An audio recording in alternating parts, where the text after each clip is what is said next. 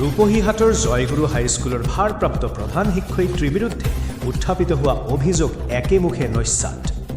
মধ্যাহ্ন ভোজন, আন্তঃগাঁথনি, ভূমি খনন আদিৰ পৰা টকা আত্মসাতৰ অভিযোগ উত্থাপিত হৈছিল। আজি এক সংবাদমেলযোগে সকলো অভিযোগ মিছা আৰু ভিত্তিহীন বুলি সদৰি কৰে শিক্ষয়িত্ৰীগৰাকীয়ে। জয়গুৰু হাইস্কুলৰ একাংশ শিক্ষক আৰু সভাপতিয়ে মিলি প্ৰধান শিক্ষয়িত্ৰীৰ বিৰুদ্ধে এই অভিযোগ আনিছিল বুলি মন্তব্য আগবঢ়ায় প্ৰধান শিক্ষয়িত্ৰীগৰাকীয়ে। সভাপতি উপানন্দ চৰকাৰ লগতে শিক্ষক অমৰ চন্দ্ৰ চৰকাৰ, ভৱানন্দ মণ্ডল, জহিৰুদ্দিন আহমেদে আন্তঃগাঁথনিৰ নামত টকা বিচৰাৰ অভিযোগ শিক্ষয়িত্ৰীগৰাকী। লগতে শিক্ষয়িত্ৰীগৰাকীৰ হামিও সকলো অভিযোগ মিছা আৰু মই শ্ৰীমতী স্বপ্নাবালা মণ্ডল, জয়গুৰু হাইস্কুলৰ ভাৰপ্ৰাপ্ত প্ৰধান শিক্ষয়িত্ৰী। আজি কিহৰ কাৰণে আপুনি আমাক মাতিছিলে কি ক'ব? মোৰ বিৰুদ্ধে এটা মিছা অভিযোগ আনিছে, এই কাৰণে আপোনালোকক মাতিছো। কি অভিযোগ আছিলে? মানে মাটি সন্দৰ্ভত আছিল, আকৌ মিড ডে মিলৰ বিষয়ে, আন্তৰ্গাঁথনিক পইচা সম্বন্ধত, এইবিলাক সব মিছা অভিযোগ আনিছে মোৰ ওপৰত। অভিযোগটো কোনে আনিছিলে? এইবিলাক এই দুই এজন শিক্ষক হয় আৰু প্ৰেচিডেণ্ট। বিদ্যালয়খনৰ নাম কি? জয়গুৰু হাইস্কুল। এই বিদ্যালয়ৰ মাটি আপোনালোকে খনন কৰিছিল বুলি এটা অভিযোগ উত্থাপিত হৈছে। হয়, কি ক'ব?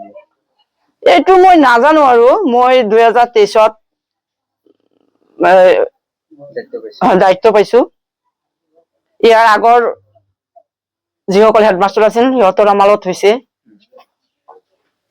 এতিয়া আন্তঃগাঁথনিৰ টকা আপুনি আত্মসাৎ কৰা বুলি তেওঁলোকে অভিযোগ আনিছে। আন্তৰ্গাঁথনিৰ টকাখিনি মই মানে কামত খটুৱাও, সিহঁতক মানে কাম নকৰাকে সিহঁতক দিব লাগে, এই কাৰণে মোৰ ওপৰত মিছা অভিযোগ দিছে। টকাটো আপোনাৰ পৰা কোনে কোনে বিচাৰে? প্ৰেচিডেণ্টৰ লগত দুই এজন টিচাৰে বিচাৰে। নাম প্ৰেচিডেণ্টৰ নাম কি? প্ৰেচিডেণ্ট হৈছে উপানন্দ মণ্ডল, শিক্ষক আছে অমৰ চন্দ্ৰ চৰকাৰ,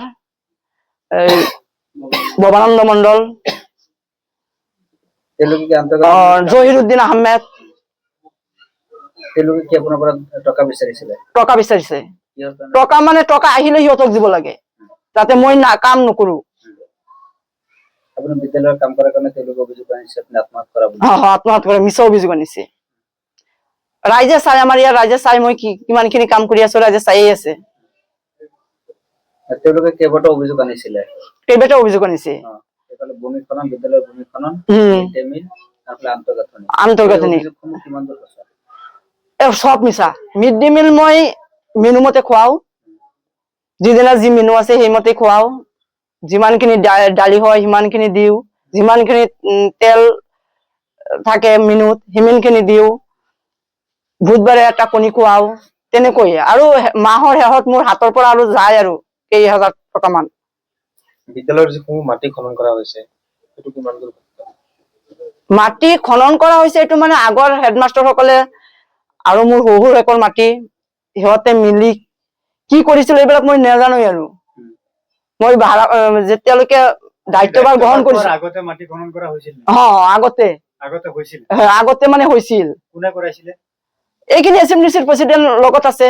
আগৰ হেডমাষ্টাৰজনৰ নাম কি আছিল?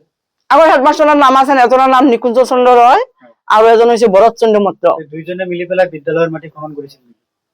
মই মানে ইমানখিনি নাজানোই। আৰু মোৰ মানে দায়িত্বভাৰ যেতিয়া ললো তেতিয়া ভৰত চন্দ্ৰ মত্ৰৰ পৰা ললো। ভৰত চন্দ্ৰ মত্ৰই মোক গোটেইখিনি মাটি ডকুমেণ্ট বা যিখিনি ডকুমেণ্ট দিব লাগে এই গোটেইখিনি মোক দিয়াই নাই। এতিয়ালৈকে মই তাক ৰিলিজ দিয়া নাই।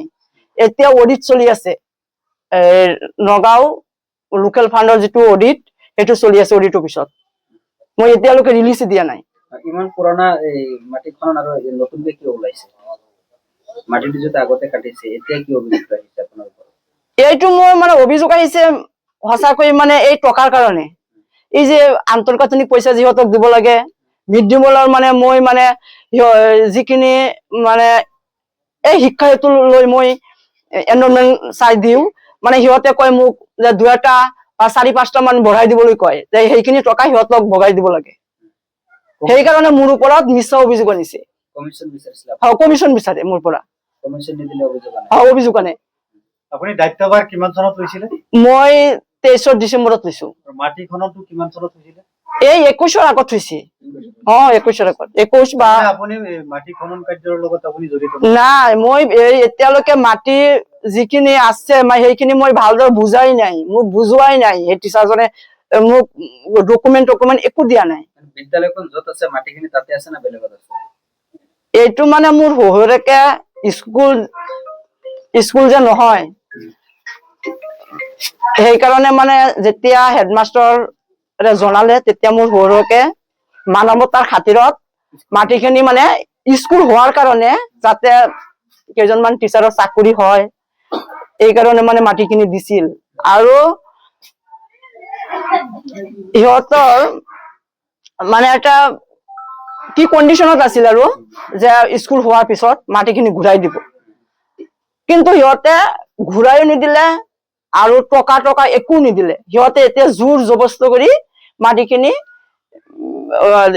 লৈ যাব বিচাৰিছে আজিৰ তাৰিখত কি মাটিখিনি বিদ্যালয়ৰ নামতে আছে নেকি আছে আছে কিবা নথি পত্ৰ আপোনাক সমজাইছে নেকি নাই নাই নথি পত্ৰ মোক এতিয়াও দিয়া নাই বৰেচন্দ্ৰ মৈত্ৰ যে এইজনে মোক এতিয়াও নথি পত্ৰ দিয়া নাই মাটি খনন কাৰ্য তেখেতৰ দিনতে হৈছিলে তেখেতৰ দিনত হৈছিল এতিয়া যিখিনি ঠাইত স্কুল অৱস্থিত আছে আৰু মাটিখিনি বেলেগত আছে মানে স্কুল হোৱাৰ কাৰণে দিছে মাটি দেখুৱাইছে এঠাইত আৰু স্কুল হৈছে আন এঠাইত কিন্তু স্কুলৰ যিখিনি মাটি এইখিনি মোৰ শহুৰেকৰ মাটি তিনিখন স্কুল মোৰ শহুৰেকৰ মাটি সেইখিনি এতিয়ালৈকে আপোনালোকৰ বুক দখলত আছে